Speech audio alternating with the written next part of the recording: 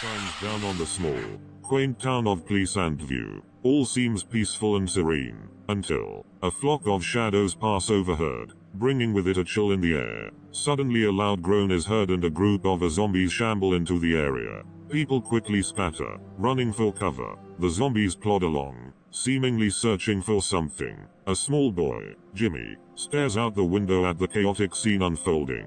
What's going on? I have no idea. Jimmy steps outside, determined to find out what's happening. Jimmy cautiously approaches a group of zombies. Suddenly he is surrounded by ghosts. Jimmy stands his ground, unfazed by the supernatural creatures. The ghosts circle him, then disperse in all directions. Jimmy finds himself standing in front of an old, decrepit castle. Inscribed above its entrance is a cryptic warning: beware the curse of Pleasantview. Jimmy makes his way into the castle and begins to explore. Suddenly he is confronted by an old man. The man sets down his cane and stares intently at Jimmy. You are the one who will save us all. Babcock is walking through the mall, stopped in one of the aisles, speaking to no one. Can you hear me? Suddenly, a boy appears in the aisle. It's Neil. You must be Norman. Yes. You're the one who can talk to ghosts, right? Where did you hear that? My grandpa told me about you. He said you had a special gift. I guess. Neil starts to walk away, but turns back to Norman. So, do you want to go find a ghost? Definitely. Upon a time, there was a small town named Filman. The town was a peaceful and pleasant place. One day, Norman, a young resident in Filman, meets his estranged eccentric uncle at the town's edge. His uncle, with a grave expression on his face, tells Norman of an important annual ritual he must take up in order to protect the town from a curse cast by a witch it condemned centuries ago. Norman is confused and asks his uncle what specifically he must do. His uncle replies with the explanation that once a year he must go to the ancient cemetery at midnight on Halloween with offerings of flowers and candles while casting an incantation to protect the town from the witch's wrath. Norman hesitates at first but agrees to take on the ritual for the safety of his beloved town. Every year since then, Norman visits the ancient cemetery as instructed by his eccentric uncle faithfully at midnight during Halloween.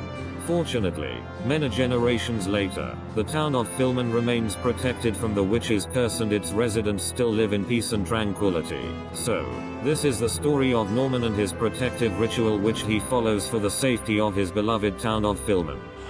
Cautiously down the street, looking around in all directions. He stops when he hears a distant sound, the police sirens drawing closer. Norman takes off running, faster than he ever has before. As the sirens get louder, he ducks into a dark alley.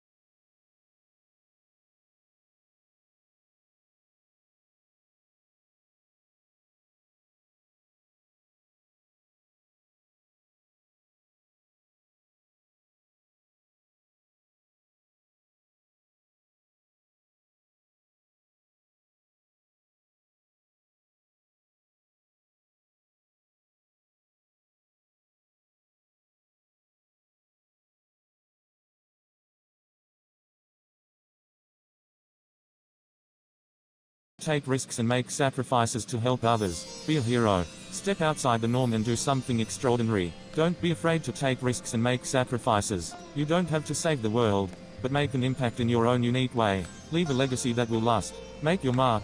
Be a hero. You don't become a hero by being normal. Don't be afraid to stand out and make a difference. Be a hero. Cheery music is playing. A cheerful carnival with clowns, games, prizes, and the usual festive fare. There's a small stage with a woman standing on it. The woman looks serious as she speaks to the crowd.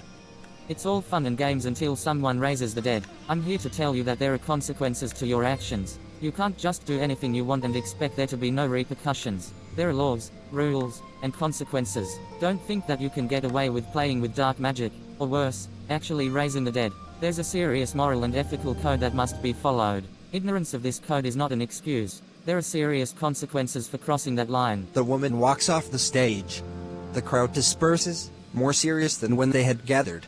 Norman is seated in front of his laptop, lost in what he is watching. His mother is standing at the door. Norman, what are you watching? Sex and violence. Norman, I expect you to watch something educational. Come on, give me the laptop. Norman reluctantly hands his mother the laptop. I just want what's best for you. Come on, let's find some educational programs for you. Norman follows his mother out of the room, looking sheepish. There's a 14-year-old kid checking out his older sister's bedroom when he finds something he wasn't expecting. A stack of pictures of a shirtless football player, stashed away in her underwear drawer. What is this doing here? Now finding himself in a muddle, he had to ask. Hey, sis, what are you keeping all these pictures of the shirtless football player in your underwear drawer for? His sister blushed, a little embarrassed by the question. Oh, it's nothing, really. It's just a little harmless fun. Fun, huh? I think Mum wouldn't approve. Turning away, Norman shook his head. His sister was in for it when their mom found out, and she probably would, eventually. Don't go hiding stuff like this around here. Hubby boy is walking down the hallway when a taller, meaner-looking bully blocks his path. Hey, get out of my way. No.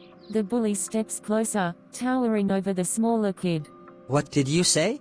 I said no. What are you gonna do? Punch me in the face? No. The bully takes a dramatic step back and motions his fists towards the boy's chest. Well then I'm gonna punch you. In your boobs. The bully's menacing words linger in the air as the camera slowly fades to black. I'm all done sorting and folding, so you can start getting dressed. Mitch is standing across the room with nothing but a towel in place, his eyes glued to Norman's sister, who is ogling him and giving him a seductive look. Oh, do I have to? Yeah, I think we should get dressed. Mitch grabs a shirt from Norman's basket and heads towards the bathroom. But why? Because Mitch has a boyfriend, and he doesn't want to make him jealous. That's not fair. Courtney, Neil, and Mitch are in a circle, their hands pressed together. Alvin circles around them before coming to stand nearby. Okay, on the count of 3, everyone yell, Alvin. Norman, Courtney, Neil, and Mitch all count, 1, 2, 3, and then they all yell, Alvin.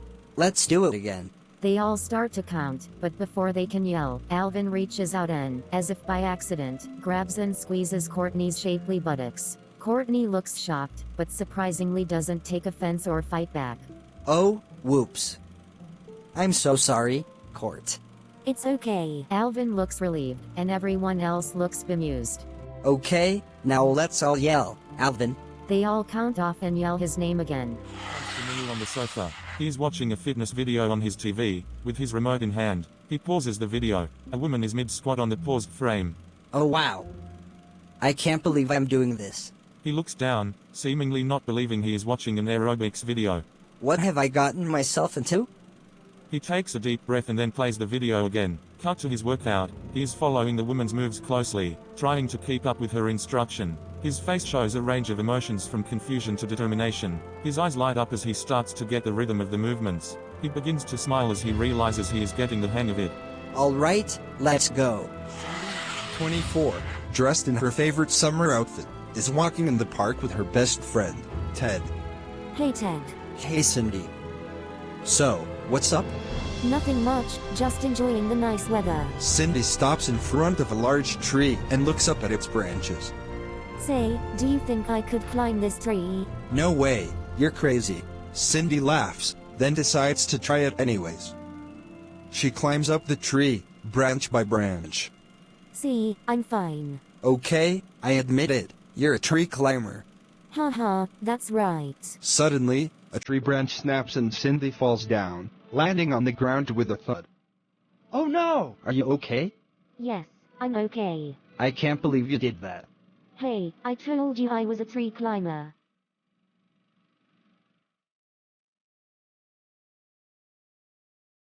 The alleyway is illuminated with a bright street light. The homely setting is in stark contrast to the cast of characters roaming the streets. A group of zombies, their faces pale, their limbs twisted and bruised, wander aimlessly, looking for food, or at least a place to rest. One zombie, looking worse for wear, drops an ear. The others stop in confusion, not sure what to do. The zombies are still wandering around slowly, clearly in pain and distress. One of them takes a sharp corner and knocks over a trash can, spilling its contents out in a loud crash. The smell of rotting garbage wafts through the air. One zombie stumbles and falls in the mess, its clothes becoming even more stained and filthy. It struggles to get back up, eventually finding success. The zombies continue their journey, looking worse for wear. They stumble and stumble again, barely able to move forward. One zombie stares at a newspaper, seemingly mesmerized. As the group walks away from the newspaper, one zombie drops an ear. The others look at each other in confusion, not sure what to make of it. Alleyway somewhere. Norman is walking down the alley when he hears a strange noise. He stops and looks around, inquisitively. What was that? Suddenly, a man appears from out of nowhere, carrying a book in one hand. hey, give me that book. The man drops down dead suddenly, the book tumbling to the ground beside him. Norman looks on, confused. He slowly moves towards the body. Is he dead? Norman kneels down, cautiously reaching out for the book. He's about to grab it when the man's hand suddenly grabs his own, holding on tightly. Not so fast. Norman jumps back, shocked. The man slowly lets go of Norman and lays back down, dead. What? Norman shakes off his shock and quickly grabs the book and runs away. The zombie apocalypse is a time of chaos. The creatures created by this outbreak have been known to cause chaos wherever they go. Not all zombies are created equal. Some can be armed while others don't have arms. During battles with the living, some zombies may lose their arms or get shot through the guts. Fortunately, they don't feel the pain, but they cause an immense amount of terror to those around them. It's important to remember, when we're facing the zombie apocalypse, to keep our distance and prepare for the worst. Small town, quiet and peaceful. Camera pans to two zombies walking down the street. I anførselstegn så hungrig. Yeah, me too. Where can we find some brains? The camera follows the zombies as they continue walking. Suddenly, a car comes speeding around the corner and hits Zombie 2. Ay. Zombie 2 single quote's head falls off and keeps rolling down the street. Hvad medtog you? Zombie 1 notices something strange about himself. Right, what anførselstegn is going on? Camera zooms in on Zombie 1 as his abdomen, now transparent, reveals his organs rapidly shifting around. Tissen anførselstegn se så bad. Camera cuts to a close-up of Zombie 2 single quote's head, still rolling, with a look of surprise on his face. Lad on anførselstegn se fejl af nypegn. He's walking down the street when he recognizes a zombie running towards him. The zombie continues running and hits a door head-on. The zombie tries to open the door, but gets her teeth stuck in the knob. The man stares at her in disbelief. The zombie continues to struggle trying to free herself.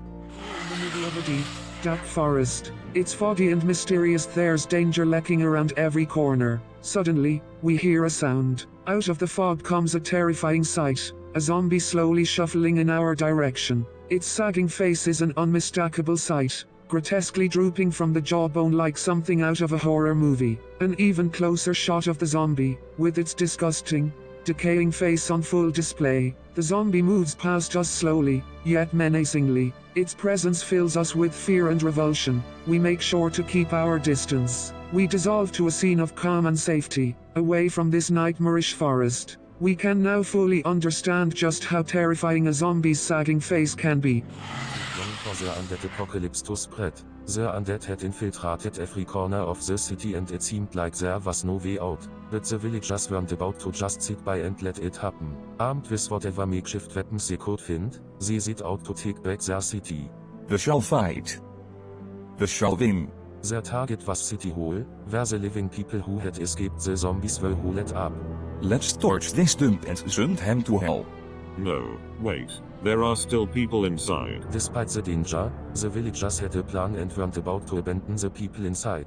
The villagers kept pushing forward, never giving up. Eventually, they managed to break through the zombie hordes and get to safety. In the end, it was the brave villagers who saved the day. With courage and resilience, they managed to take back their city and lay the foundation for a new beginning. He is walking through a thickly wooded forest. He's looking around nervously, as if he senses something amiss. Suddenly, the ground begins to shake and wooden thorns shoot up from the ground. Norman jumps back, barely avoiding being impaled. He looks around in panic, trying to figure out what's happening. Suddenly, a woman dressed in a long black cloak appears. She brings her hands together and yells a powerful incantation. A bright magical energy glows from her hands and flies toward Norman. He ducks and the energy blasts right by him. The witch laughs and fires more energy at Norman. She's clearly trying to hurt him. Norman runs, dodging and weaving in an attempt to escape,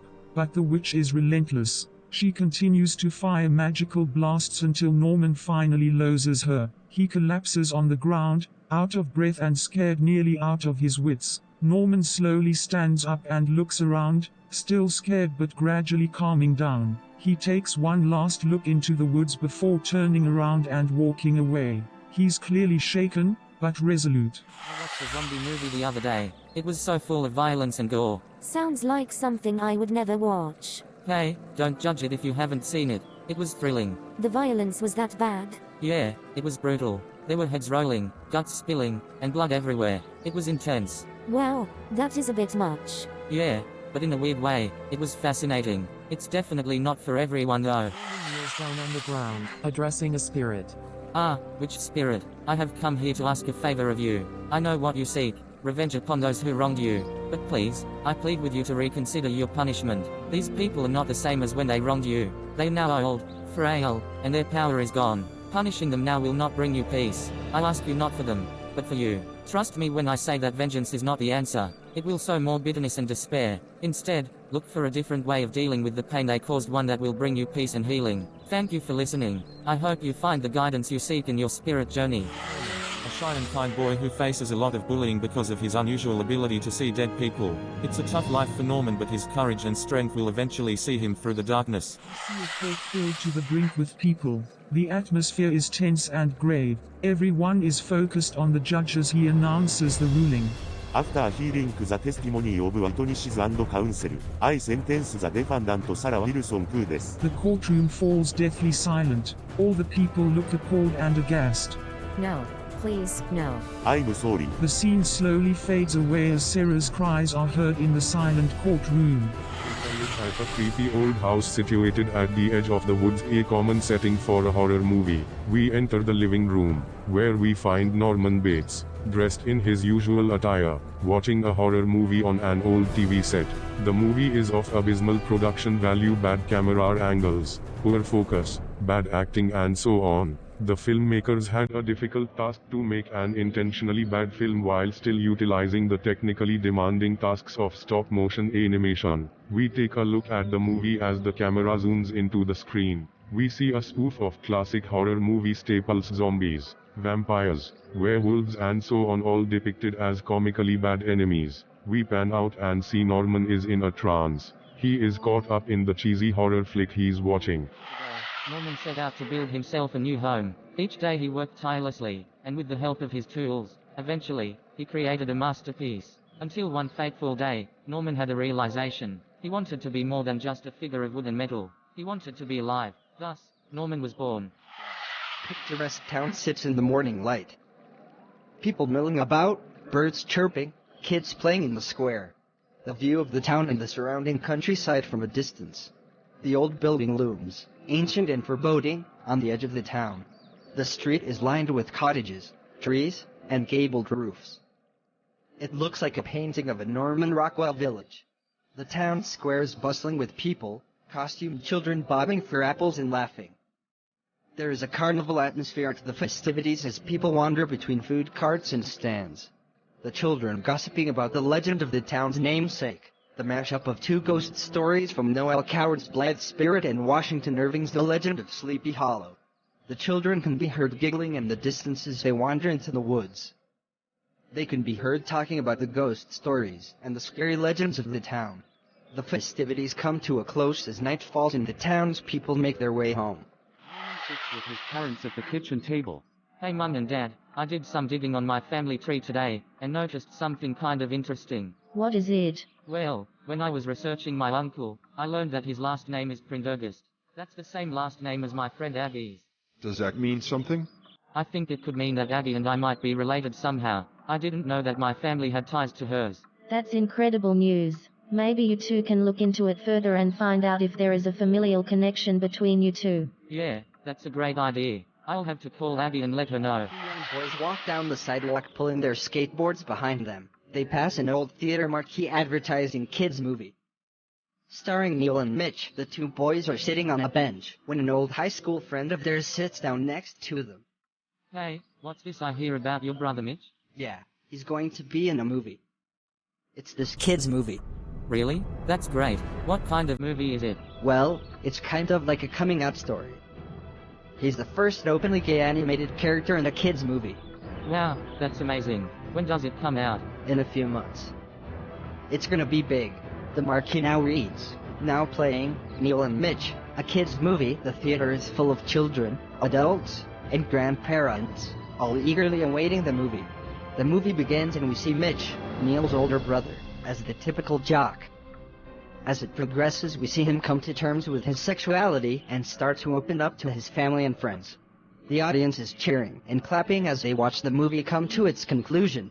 The marquee now reads, now playing, Neil and Mitch, an inspirational story. Norman and his dad are in the middle of a street in a rundown neighborhood.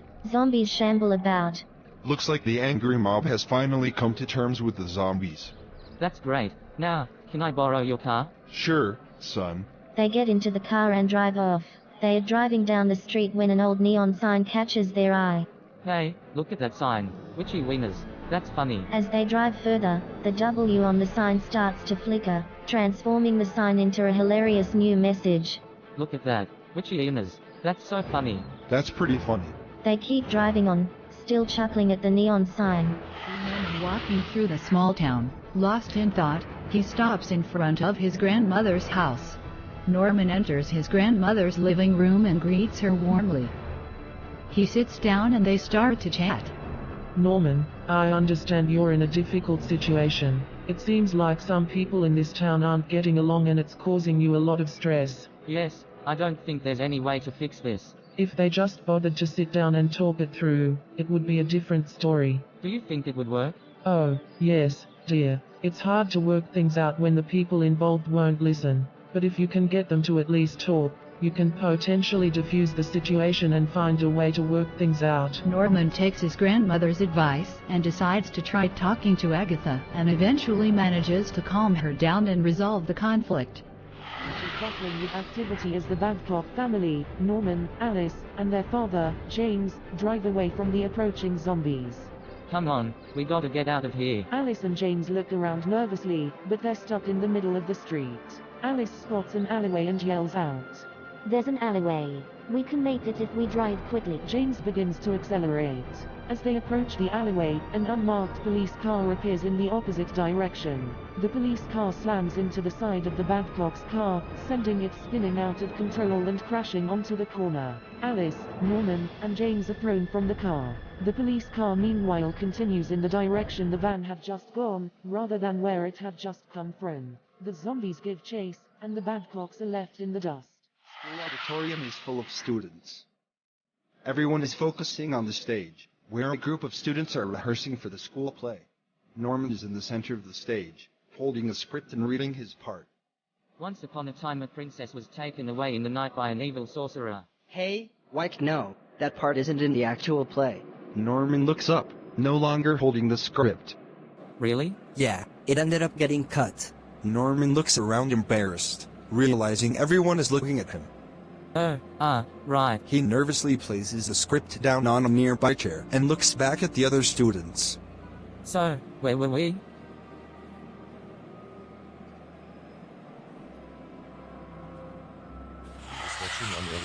DVD on his laptop. Suddenly, he notices thick white lines across the post screen. What the? Why are there white lines on the screen? That doesn't look right. That's a VHS problem. DVDs don't usually do that. Oh, hi Mom.